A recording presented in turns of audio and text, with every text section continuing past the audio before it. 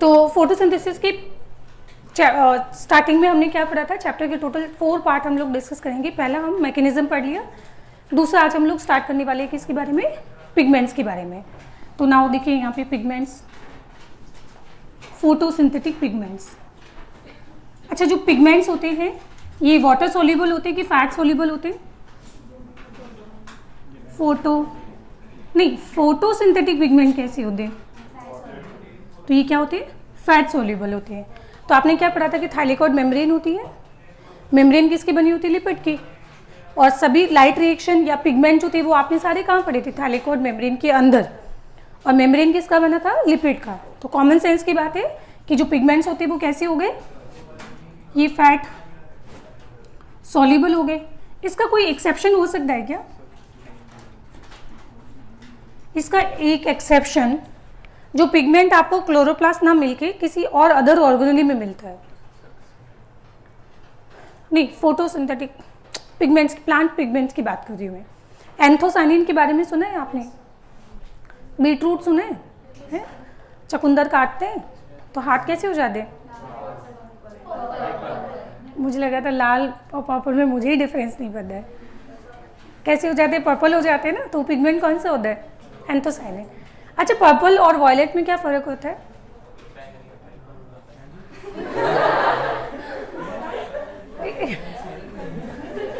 मेरे को बताना, मैं ऑनेस्टली बता रही हूँ, मुझे पर्पल और वायलेट में डिफरेंस नहीं पता है। बस बाद में बताना, अरे बाद में बताना। एक्सेप्शन की बात करते हैं तो यहाँ पे पिगमेंट होता है कौन सा, एंथोसाइनिन। और ये एक्सेप्शनली जो पिगमेंट है वो कैसा होगा, वाटर सॉल्युबल होगा। अब मुझे बताओ कि सेल के अंदर पानी सबसे ज़्यादा कहाँ पे होता है, वैक्यूल के अंदर। तो ये ऑफ कोर्स कहाँ पे देखने को मिलेगा, फिर वैक्यूल के अंदर देखने को मिलेगा एंथोसाइनिन, है ना। और इसका एग्जांपल हम लिख लेते हैं यहाँ पे, कौन सा, बीटरूट है, चुकंदर। नाउ पिगमेंट्स के फंक्शंस के बेसिस पे हम पिगमेंट की 2 कैटेगरी बनाते हैं, प्राइमरी और एक होता है सेकेंडरी। प्राइमरी का क्या मतलब हुआ, और प्राइमरी का सिर्फ और सिर्फ इस दुनिया में सिर्फ एक ही एग्जांपल है, that is the chlorophyll A. Chlorophyll भी कौन सा, सिर्फ ए, जो प्राइमरी पिगमेंट होता है। एंड प्राइमरी पिगमेंट का मतलब हुआ कि ये जो क्लोरोफिल ए होता है, जब इसके ऊपर लाइट एमिट होगी तो इसमें जो मैग्नीशियम होता है वो कौन सी फॉर्म में होगा, 0 की फॉर्म में होगा। अब जब इसके ऊपर लाइट फॉल होती है तो इसको जब एनर्जी मिलेगी तो मैग्नीशियम के आउटर मोस्ट शेल में जो इलेक्ट्रॉन होगा वो इलेक्ट्रॉन यहाँ से क्या होगा, एमिट हो जाएगा। इलेक्ट्रॉन यहाँ से क्या हो जाएगा, एमिट हो जाएगा।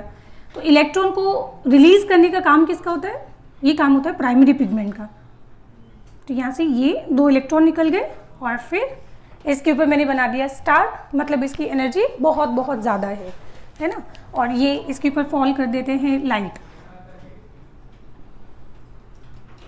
ठीक है। तो पिगमेंट्स हमारे पास 2 टाइप की होती है। सबसे पहला प्राइमरी, एंड प्राइमरी पिगमेंट का मतलब क्या हुआ,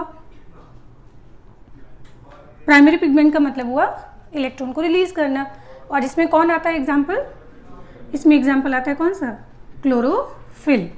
अब क्लोरोफिल हमारे पास ए भी होता है, क्लोरोफिल बी भी होगा, सी डी और ई भी होता है ना। 5 तरह के क्लोरोफिल होते हैं, ई बी सी डी ई। आप लोगों ने प्लांट किंगडम का चैप्टर पढ़ लिया हुआ, याद आ रहा है कुछ? क्लोरोफिल ए और बी हमने पढ़ा था ग्रीन एल्गी में, ब्राउन एल्गी में हमने पढ़ा था ए और सी, और रेड एल्गी में हमने पढ़ा था ए और डी। ए और डी याद आ रहा है? तो इसका मतलब ये जो आप सी डी ई की बात करते हो, ई हमने नहीं पढ़ा है क्योंकि ई सबसे रेयर मिलने वाली एल्गी एक होती है, ज़ैंथोफाइसी होती है, उसमें देखने को मिलता है ना। और वो सबसे कम मिलने वाली एल्गी होती है। खैर वो मत याद करो, या फिर अगर ये भी देखना हो तो ज़ैंथोफाइसिक जो क्लास है एल्गी की वो सबसे कम मिलती है, रेयरेस्ट क्लास होती है ना। तो क्लोरोफिल ई क्या होगा, सबसे कम मिलने वाला क्लोरोफिल हो जाएगा, है ना। तो ये आपको सिर्फ कहाँ पे देखने को मिलेगा, ओनली इन, ये आपको हायर प्लांट के अंदर नहीं मिलेंगे, सी डी और ई। हायर प्लांट्स के अंदर आपको ओनली क्या मिलेगा, ए और बी, है ना। और बी का कंसंट्रेशन हमेशा ए का 1/4 होता है, 1/4 ही बोल सकते हो। अगर आपके पास 100 मॉलिक्यूल क्लोरोफिल ए के हैं तो 25 मॉलिक्यूल किसके हो जाएंगे, बी के हो जाएंगे। और अगर मैं बात करूँ क्लोरोफिल ए के बारे में तो क्लोरोफिल ए आपको देखने को मिलता है ब्लू ग्रीन एल्गी में, red, brown, green, bryo, pterido, gymno and जियो। तो ब्लू ग्रीन एल्गी से लेकर ये आपको कहाँ तक देखने को मिलेगा, एंजियोस्पर्म तक देखने को मिलता है। सो दैट्स वाई क्या क्लोरोफिल ए को हम यूनिवर्सल क्लोरोफिल बोल सकते हैं, जो सभी में मिलता है। और क्लोरोफिल ए का होना सबसे ज़रूरी है, क्योंकि क्लोरोफिल अगर ए होगा ही नहीं, इलेक्ट्रॉन कभी एक्साइट होंगे ही नहीं और फिर फोटोसिंथेसिस हो ही नहीं सकता है। डायटम्स होंगे चाहे डायनोफ्लैजिलेट्स होंगे, उसमें भी क्या होगा, जो भी फोटोसिंथेटिक होंगे बेटा, एक्सेप्ट सल्फर बैक्टीरिया की मैं बात कर रही हूँ, नॉन सल्फर बैक्टीरिया, उनको छोड़कर सब में आपको क्या मिलेगा, इलेक्ट्रॉन रिलीज करने वाला पिगमेंट जो है वो कौन सा होगा, क्लोरोफिल ए होगा। तो इसका मतलब क्लोरोफिल बी, सी, डी, ई ये भी क्या है, सारे ये सब सेकेंडरी पिगमेंट है। ये सारे क्या हो गए, सेकेंडरी पिगमेंट। अच्छा, क्लोरोफिल ए का हम लोग डायग्राम बनाते हैं। मैं इसका पूरा फेयर डायग्राम नहीं बनाऊंगी, फेयर डायग्राम पूरा नहीं बनेंगे, तो इसमें हम रफ ही बना देते हैं। हम काम्बर की बातें याद रख लेते हैं। ये कौन दिखाई दे रहा है आपको, नाइट्रोजन। ये कौन है, नाइट्रोजन।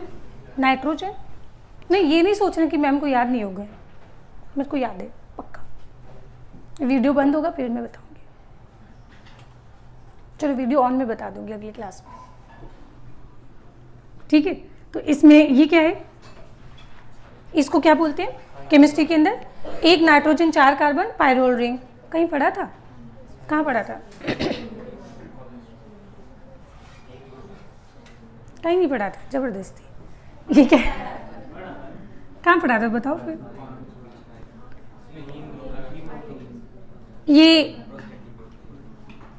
ये क्या है, इसके अंदर पहला पायरोल रिंग है, ये दूसरा पायरोल रिंग है, और ये क्या है, तीसरा पायरोल रिंग है, और ये चौथा पायरोल रिंग है।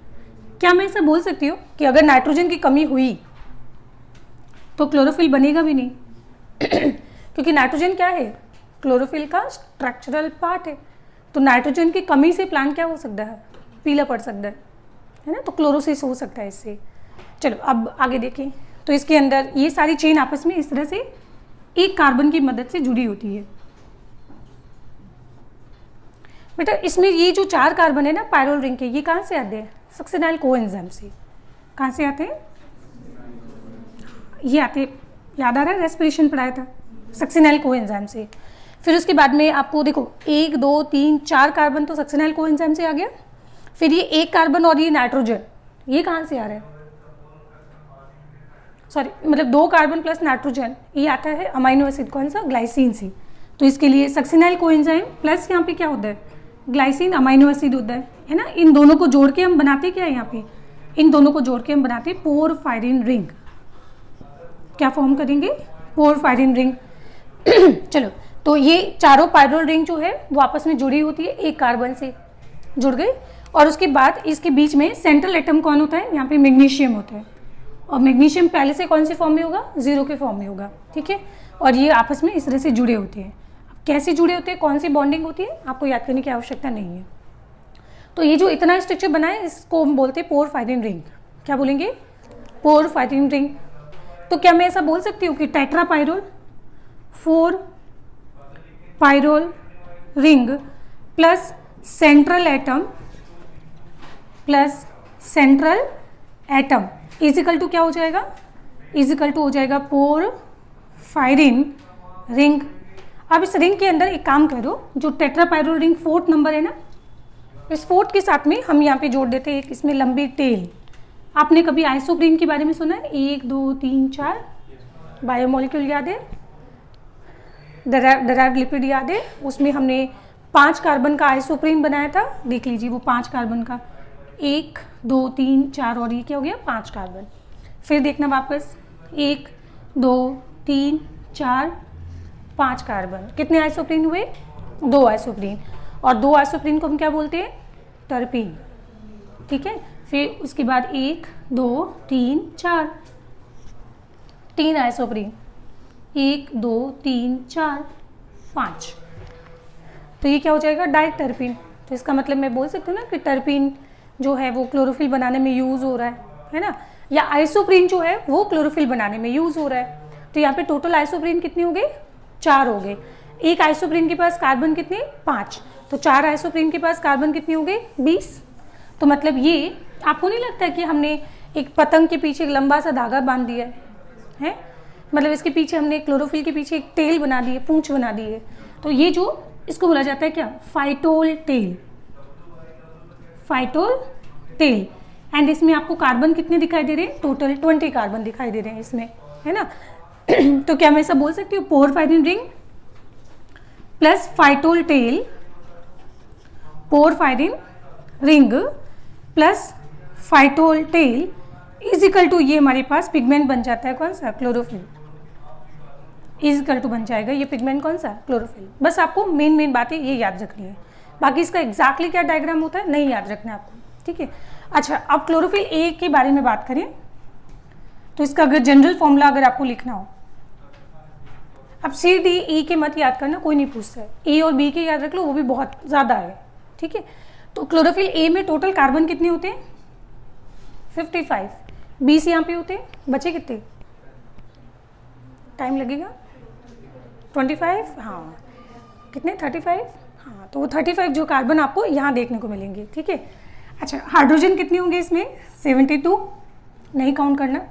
ऑक्सीजन कितने होंगे इसमें 6, नाइट्रोजन तो आपको दिखाई दे रहा है, नाइट्रोजन कितने दिखाई दे रहे हैं 4, और मैग्नीशियम तो आपको एक ही दिखाई दे रहा है। तो ये होता है क्लोरोफिल ए का जनरल फॉर्मूला। क्लोरोफिल बी के अंदर आपको क्या करना होता है, ये एग्जाम में क्वेश्चन आ सकता है कि क्लोरोफिल ए और क्लोरोफिल बी के स्ट्रक्चर में कहाँ फर्क होता है।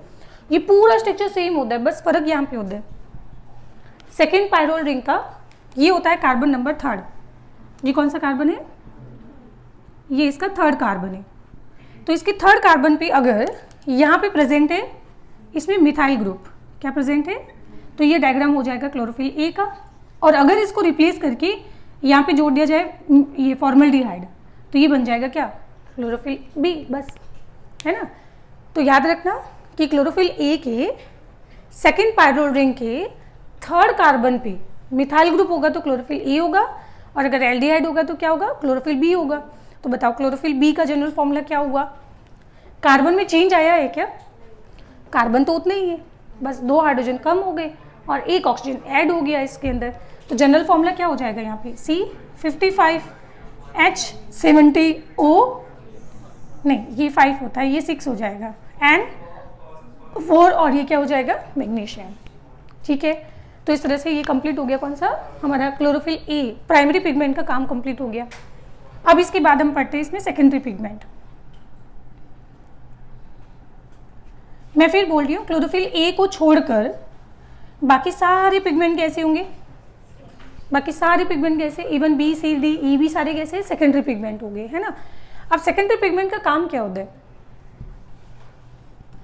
तो अभी सिर्फ लिख के छोड़ दो, ये मैं इसके बाद आपको फोटो सिस्टम पढ़ाऊंगी तब एक्सप्लेन करूंगी। इसका काम होता है प्रोटेक्शन ऑफ, प्रिवेंट फ्रॉम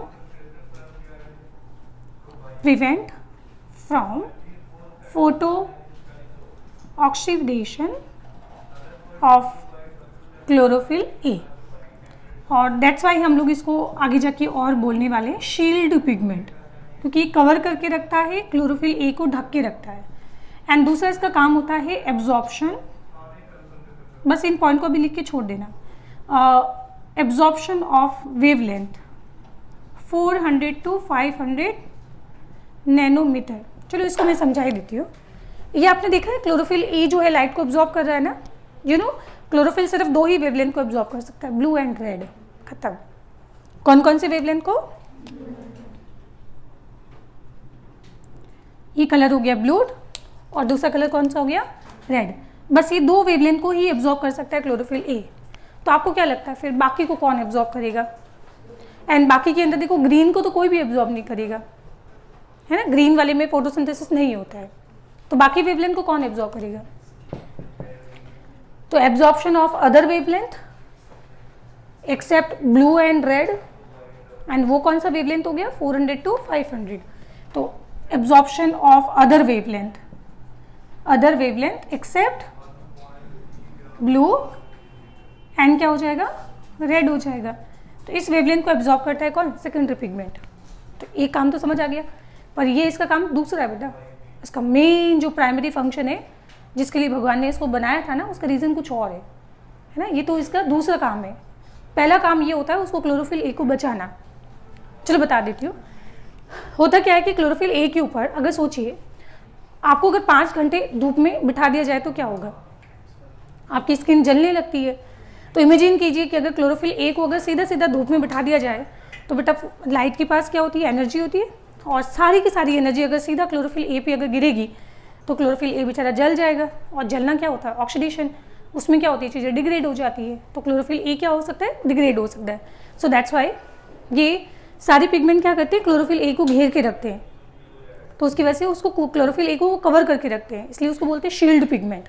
अभी हम देखेंगे फोटो सिस्टम के अंदर, ठीक है। चलो अब इसमें हम ये मेरे को एक बार मेरी सबसे फेवरेट टीचर ने वाइवा में क्वेश्चन पूछा था। मेरे सबसे अच्छे टीचर थे कैलाश चौधरी सर, ठीक है, भगवान मानती हूँ मैं उनको। उन्होंने मेरे से एक वाइवा में क्वेश्चन पूछा था। ये कोइंसिडेंस है कि वो मुझे पहले वाइवा में मिल गए थे, मैं पढ़ने पता नहीं बाद में कोइंसिडेंटली उनके पास ही गई थी। ये अलग चीज़ थी, ठीक है। तो कैरोटीन और कैरोटीनॉइड में क्या फ़र्क होता है? ये क्वेश्चन है। कैरोटीन में और कैरोटीनॉइड में क्या फ़र्क है?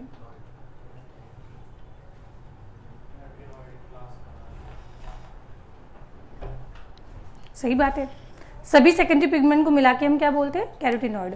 तो कैरोटीनॉइड कक्षा का नाम है, और कक्षा के अंदर बहुत सारे स्टूडेंट होते हैं और हर स्टूडेंट अपनी आइडेंटिटी रखते हैं ना। तो अब कैरोटीनॉइड के बहुत सारे एग्जाम्पल होते हैं, ठीक है। ये तो पूरे इन सबको मिला के हम बोलते हैं ना। तो इसमें पहला एग्जाम्पल आता है कौन सा? कैरोटीन। और दूसरा एग्जाम्पल आता है कौन सा? ज़ेंथोफिल। कैरोटीन और ये क्या होता है? ज़ेंथोफिल। अच्छा, कैरोटीन जो है, कैरोटीन की आगे फर्दर टाइप होते हैं कौन सी? Alpha carotene, beta carotene, gamma carotene, और एक इसमें आता है कौन सा? लाइकोपिन, ठीक है।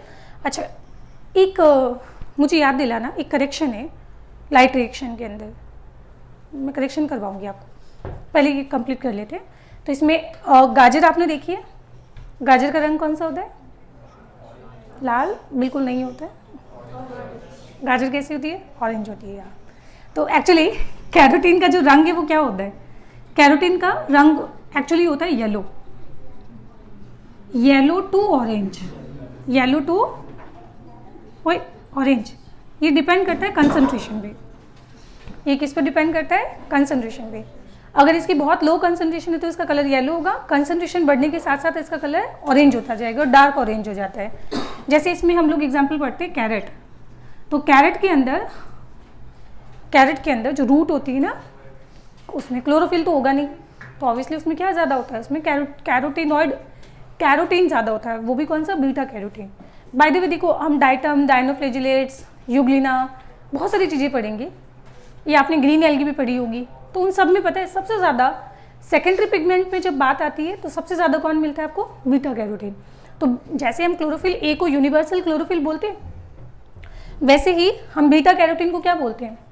Universal secondary pigment. Chlorophyll B को क्या बोला जाएगा? यूनिवर्सल सेकेंडरी पिगमेंट बोला जाएगा। अच्छा, टमाटर का रंग कौन सा होता है? सोचना पड़ रहा है। टमाटर पक्का लाल होते हैं। तो इसमें एग्जाम्पल क्या आ जाएगा? टमाटर हो जाएगा। तो टमाटर का साइंटिफिक नेम बताओ क्या होता है? सोलेनम लाइकोपर्सिकम, लिख लो।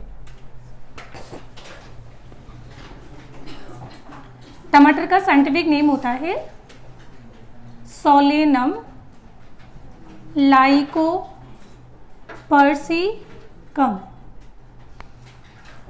इसका क्योंकि बिलोंग करता है सोलेनेसी फैमिली से, सोलेनम एंड लाइको पिंक पिगमेंट होने की वजह से इसका नाम रखा गया लाइकोपर्सिकम। समझ आ गई? अच्छा, अभी इधर आ जाए ज़ेंथोफिल में। तो ज़ेंथोफिल के मैं सिर्फ 2 ही एग्जाम्पल आपको पढ़ाऊंगी, बाकी तो इसके अलावा डाइटम्स में डायनाजेंथिन होता है, डायडिनोजेंथिन होता है, एस्टाजेंथिन यूग्लिना में होता है, ठीक है। आपने ब्राउन एल्गी में फ्यूकोजेंथिन पढ़ा होगा, है ना। तो ज़ेंथोफिल की तो बेटा इतनी डाइवर्सिटी है कि आप लिस्ट बनाना शुरू करोगे तो ख़त्म ही नहीं होगा। एंड लकीली आपको ये कभी नहीं पढ़ना होगा, क्योंकि आपको तो एमबीबीएस करना है, कौन सा बॉटनी पढ़नी है, ठीक है। तो आपको कभी भी ज़ेंथोफिल पढ़ने का भगवान करे मौका ना मिले, ठीक है। तो इसमें ज़ेंथोफिल के अंदर पहला आता है कौन सा, ल्यूटीन। एंड ल्यूटीन, ज़ेंथोफिल का कलर कौन सा होता है, इसका कलर सिर्फ येलो होता है, तो ल्यूटीन का कलर भी कैसा होगा, येलो। इसमें एग्जाम्पल आ जाएगा कौन सा, पपाया, पपाया हो गया, ऑरेंज हो गया, जो भी फ्रूट्स आपको पीले दिखाई देते हैं, है ना, तो वो क्या होते हैं, ल्यूटीन होते हैं। अब ये आपने ल्यूटीन शब्द पहले कहीं सुना है, वेरी नाइस। ह्यूमन फीमेल के अंदर आपने ओवरी के अंदर कॉर्पस ल्यूटियम सुना होगा, है ना, तो कॉर्पस ल्यूटियम के अंदर एग्जैक्टली होते ही ल्यूटीन पिगमेंट है, इसकी वजह से उसका कलर क्या होता है, येलो होता है। तो इसलिए बेटा फीमेल को येलो फ्रूट्स खाना ज़रूरी होता है। कॉर्पस ल्यूटियम एक ही बार बनता है, बट डोंट वरी, एक ही बार बनेगा ना, मेंस्ट्रुअल साइकिल एक ही बार होता है, हर महीने, मंथ में एक ही बार होता है ना, तो येलो फ्रूट एक बार मंथ में 2 बार ज़रूर खाना चाहिए, क्योंकि अगर ल्यूटीन पिगमेंट अगर कम होंगे, कॉर्पस ल्यूटियम ढंग से बनेगा नहीं, प्रोजेस्टेरोन का लेवल कम हो सकता है बेटा, ठीक है। तो पपाया ज़रूर खाना। नाउ उसके बाद दूसरा एग्जाम्पल आता है जियाजेंथिन। जिया मेज किसका नाम है, जिया मेज मक्के का, ठीक है, मेज का लिख लो नाम, MEIZE, मेज इज इक्वल टू जिया मेज, ZEA स्पेस MAYS, जिया मेज, ये साइंटिफिक नेम है। और जिन्होंने साइंटिफिक नेम को अंडरलाइन नहीं किया है वो अपने आप को एक थप्पड़ मार ले, मारे ईमानदारी से, जोर से, कैमरे में आवाज़ आनी चाहिए, जोर से मारो। अंडरलाइन किया तुमने, कहाँ किया, वेरी गुड, ठीक है। चले थे देखो, तो जियाजेंथिन के बारे में बात कर रहे थे। तो जियाजेंथिन आपने भुट्टा खाया है, भुट्टे का रंग कैसा होता है, पीला होता है ना, हाँ, तो वो किसकी वजह से होता है, जियाजेंथिन की वजह से। तो इसमें एग्जाम्पल आ जाएगा क्या, भुट्टा, मेज। अच्छा, अब बात करते हैं इसके अंदर इनके जनरल फॉर्मूले के बारे में। अच्छा, कलर की जब बात आ रही है ना, तो कैरोटीन का कलर येलो टू क्या होता है, ऑरेंज होता है, डिपेंडिंग अपॉन देयर कॉन्सेंट्रेशन। ज़ेंथोफिल जो है वो आपको येलो दिखाई देंगे, जैसे एग्जाम्पल पत्तियाँ पीली होती है, तो पत्तियाँ भी पीली किसकी वजह से होती है, ज़ेंथोफिल की वजह से होती है, ठीक है। अच्छा, अब इसमें क्लोरोफिल ए का कलर क्या होगा, क्या ये भी सोचना पड़ रहा है कि क्लोरोफिल ग्रीन होते हैं, तो फिर क्या सोच रही हो बैठ के, तो क्लोरोफिल का कलर कैसा होता है, ग्रीन होता है, बस फर्क है कि ये वाला डार्क ग्रीन होता है, ये वाला लाइट ग्रीन होता है ना। क्लोरोफिल ए कैसा होगा, डार्क ग्रीन होगा, और क्लोरोफिल ग्रीन कैसा होगा, ये लाइट ग्रीन होगा। पर एनसीईआरटी में ऐसा नहीं लिखा है, ये मैं आपको अपने समझाने के लिए बोल रही हूँ। इसका कलर जो है वो आपको ब्राइट ब्लू ग्रीन मिलेगा, ब्राइट ब्लू ग्रीन मिलेगा, और इसका कलर क्या होगा, येलोइश ग्रीन होगा। एंड येलो ग्रीन मतलब थोड़ा कलर इसका लाइट हो गया ना, वैसे। तो एनसीईआरटी में एग्जैक्टली ये लिखा हुआ वर्ड, ये हम समझने के लिए लिखेंगे अपने, ठीक है। अब इधर आ जाते, अब कैरोटीन होते क्या है, तो इनका जनरल फॉर्मूला कुछ ऐसा होता है, C40 होता है, H कोई बता सकता है कितना होता है, शायद 72 होता है, एक बार चेक कर लेना। ये कैरोटीन का जनरल फॉर्मूला हो गया, C40 H72, ठीक है। H एक बार क्रॉस चेक कर लेना। अब ज़ेंथोफिल क्या होता है, ये होता है C40 H72, और यहाँ पे मैंने लिखा है OX, और X का नंबर जो है 1 to 6 हो सकता है, ये इनका जनरल फॉर्मूला है। तो क्या मैं ऐसा बोल सकती हूँ कि ज़ेंथोफिल का फॉर्मेशन कैरोटीन के ऑक्सीडेशन से होता है,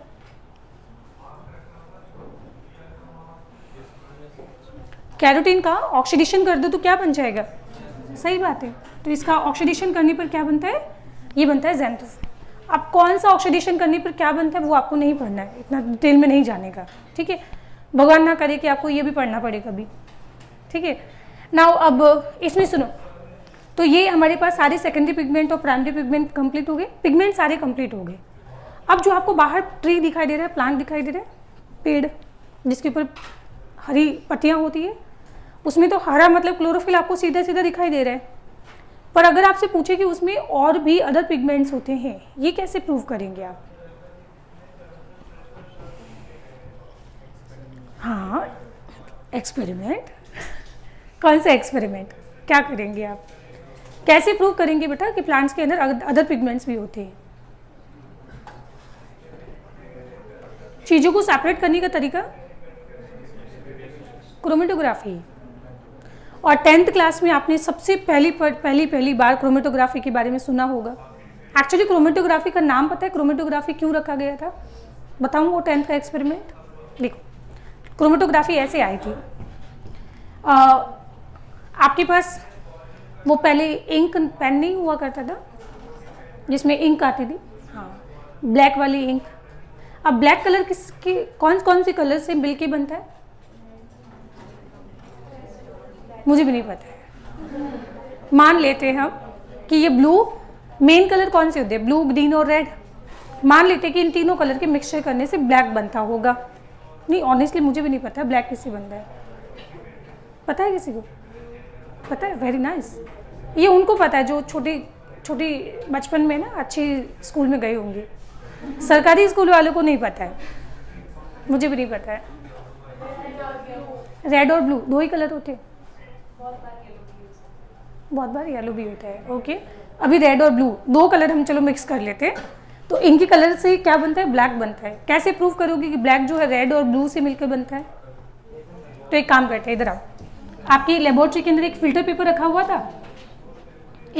बात नहीं, ये तो एक्सपेरिमेंट आप घर पे भी कर सकते हो। फिल्टर पेपर रखा होता है ना, इस फिल्टर पेपर के ऊपर आप एक स्केल लीजिए और एक पेंसिल लीजिए और फिर यहाँ पे एक लाइन ड्रॉ कर दीजिए। ओए, ठीक है। एंड फिर उसके बाद आपके पास जो इंक पेन था उसमें से इंक जो है इसमें निकालो और यहाँ पे इसकी 3-4 ड्रॉप रख दो। रख दिया? फिर इस फिल्टर पेपर को जो है बीकर में आप हॉरिजॉन्टल रख दीजिए, नहीं वर्टिकल, ये होता है हॉरिजॉन्टल। ऐसे वर्टिकल इसको प्लेस कर दीजिए। तो आपके पास ये कौन है? बीकर है। और इस बीकर में आप भर दीजिए पानी। पर पानी ध्यान रखना, जो आपने लाइन ड्रॉ की है उसे नीचे रखना, नहीं तो अदरवाइज पता चला ये इंक पानी में बीकर में घुल गई। ऐसा नहीं करे हैं। अब आप पता है कि बेटा पेपर जो है पानी से गीला होगा, है ना, फिर ये पानी जो है यहाँ पे ऐसे बढ़ते बढ़ते पानी आगे आ जाएगा और इसके अंदर जो इंक होगी वो इंक पानी में घुलेगी। पर घुलने के साथ वो फिर ऐसे पानी ऊपर जब चढ़ेगा तो यहाँ पे ये इस तरह से अलग हो जाएगा। जैसे ये अलग हो गया रेड और ये कलर हो गया ब्लू, और ये पेपर जो है यहाँ तक मान लो गीला हो गया। तो इससे क्या क्लियर हो गया?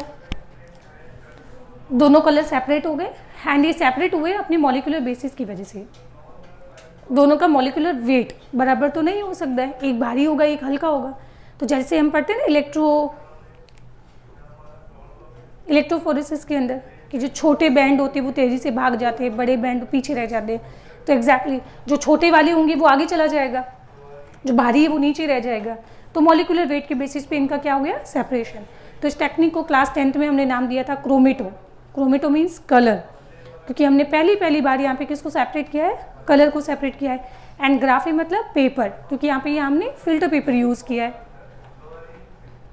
क्या यूज़ किया है? यहाँ पे फिल्टर पेपर यूज़ किया है। कोई परेशानी इसमें नहीं? अच्छा, अब ये क्रोमेटोग्राफी एग्जैक्टली सेम यूज़ की जा सकती है प्लांट के लिए। तो आप एक काम करें, बाहर जाएं, पेड़ों की पत्तियाँ तोड़ें, फिर उसके बाद उसका घर लाएं और उसका पेस्ट बना दें। बना दिया पेस्ट को छान लें एंड फिर उसके बाद में उस पेस्ट की 5-6 ड्रॉप आप यहाँ प्लेस कर दीजिए। कर दी, और यहाँ पे क्या भर दें? बिल्कुल बुद्धू ही हो यार। अगर ये फैट सोल्यूबल है तो बेटा पानी में ये पिगमेंट घुलेंगे भी नहीं। तो यहाँ पे क्या भरना है? Organic solvent. जो चीज़ें पानी में नहीं घुलती है वो कहाँ पे घुल जाती है? ऑर्गेनिक सॉल्वेंट में घुल जाती है। फिर इसमें जो पेपर है वो गीला होने लगेगा एंड फिर ये जो इसमें पिगमेंट होंगे वो पिगमेंट उसमें डिजॉल्व होने लगेंगे और फिर आगे जाएंगे। पर आगे किसके बेसिस पे सेपरेशन होगा? मॉलिक्यूलर वेट के बेसिस पे।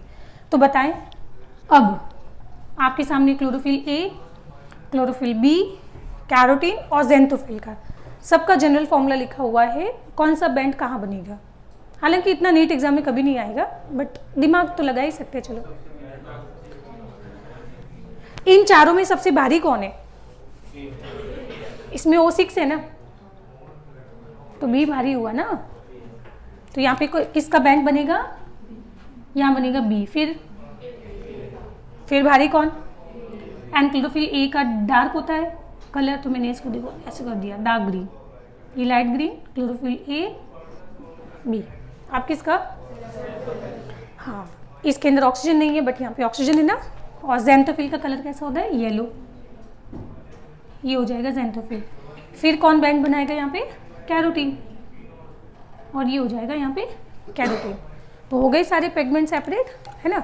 तो इस टेक्निक का नाम क्या हो जाएगा, क्रोमेटोग्राफी। बाय द वे बेटा, क्रोमेटोग्राफी एक ऐसी टेक्निक है जिसके बहुत सारे प्रिंसिपल्स होते हैं। अभी हमने मॉलिक्यूलर बेसिस के बेसिस पे सेपरेट किया है नहीं, इसमें यहाँ पे पानी और क्या भरा था हमने, ऑर्गेनिक सॉल्वेंट, मतलब सॉल्यूशन के उसमें कौन से पार्ट में डिजोल्व हो रहा है उसके बेसिस पे आप सेपरेशन कर सकते हो। गैसेस का, लिक्विड का, सॉलिड का ना सेपरेशन कर सकती हो, मतलब फेजेस का सेपरेशन कर सकती हो। बाकी उसमें बहुत सारे सेपरेशन होते हैं, क्रोमेटोग्राफी आपने केमिस्ट्री में पढ़ी होगी। तो यहाँ पे हम ये क्या डिस्कस कर रहे हैं, क्रोमेटोग्राफी। तो यहाँ पे क्रोमेटोग्राफी का बेसिक पर्पस क्या है, सेपरेशन, पिगमेंट्स का क्या करना है, पिगमेंट्स का क्या करना है, सेपरेशन करना है। बताइए कोई परेशानी इसमें, ठीक है। एग्जैक्टली आपको याद करने की आवश्यकता नहीं है कि कौन सा बैंड नीचे बनेगा कौन सा ऊपर, ये नहीं पूछा जाएगा, ठीक है। तो ये हमारे पास टॉपिक अभी पिगमेंट कंप्लीट नहीं हुआ है, पिगमेंट के टाइप कंप्लीट हुए। इसके बाद हम शुरू करेंगे फोटो सिस्टम एंड हम लोग पढ़ेंगे और क्या, उसमें एब्जॉर्प्शन स्पेक्ट्रम के बारे में पढ़ेंगे, ठीक है।